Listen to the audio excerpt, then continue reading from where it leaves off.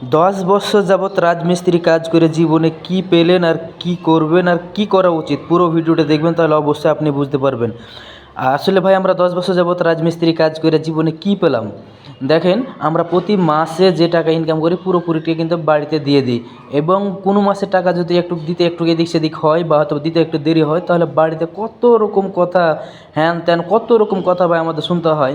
অপরদিকে দেখেন ভাই, একজন রাজমিস্ত্রির ছোট ভাই বা বড় ভাইকে 15 লক্ষ টাকা ঘুষ দিয়ে চাকরি নিয়ে কিন্তু তাদের কিন্তু বাপ মা কিন্তু কখনো বলে না যে আমাকে প্রতি মাসে মাসে টাকা দে।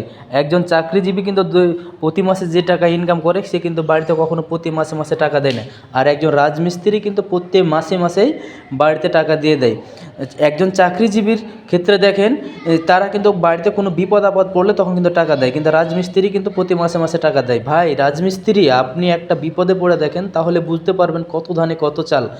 আপনি একটা বিপদে পড়বেন, তখন আপনার কোনো অজুহাত নাই, তখন আপনার অন্যজনের কাছে হাত পাততে হবে বা অথবা ধার দেনা করতে হবে বা ঋণ করতে হবে। কিন্তু দেখেন ভাই, আপনি 10 বছর যাবৎ রাজমিস্ত্রি কাজ করে জীবনে করলেনটা কি?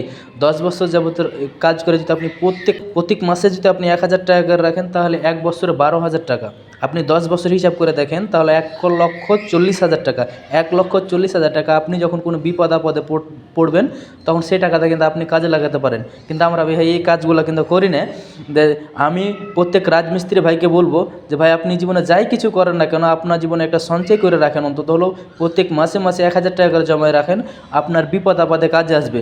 তাহলে আপনার কোনো ভাই ব্রাদার বা অথবা পরিবারের কারোর কাছে হাত পাতা লাগবে না। আর একজন চাকরিজীবীর ক্ষেত্রে দেখেন, একজন চাকরিজীবী কিন্তু টাকা কিন্তু প্রতি মাসে মাসে ভাই বাড়িতে দেয় না গো।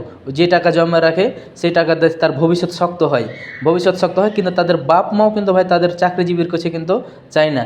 একজন রাজমিস্ত্রির কাছে প্রত্যেক মাসে মাসে টাকা দেয়।